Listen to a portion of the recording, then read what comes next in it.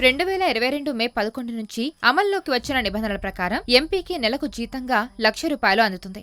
అదనంగా సమావేశాల కోసం అలవెన్సెస్ కింద రోజుకు 2,000 ఇస్తుంది కేంద్ర ప్రభుత్వం.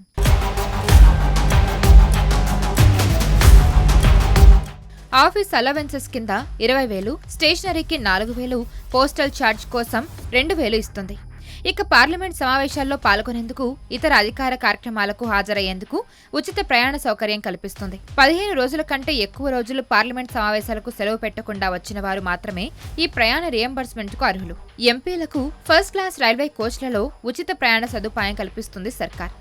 ఇక అండమాన్, నికోబార్ దీవులు, లక్షద్వీప్ ఎంపీలకు స్టీమర్ సౌకర్యం కల్పిస్తుంది. అయితే కుటుంబ సభ్యులతో ప్రయాణించే విషయంలో కొన్ని నియమ నిబంధనలు ఉన్నాయి. ఇక ప్రతి పార్లమెంట్ సభ్యుడికి ఉచిత 2 ఫాస్టాగ్లు ఇస్తుంది కేంద్ర ప్రభుత్వం. ఒకటి ఢిల్లీలో వాహనానికి, మరొకటి వారి సొంత నియోజకవర్గానికి చెందిన వాహనానికి కేటాయిస్తారు.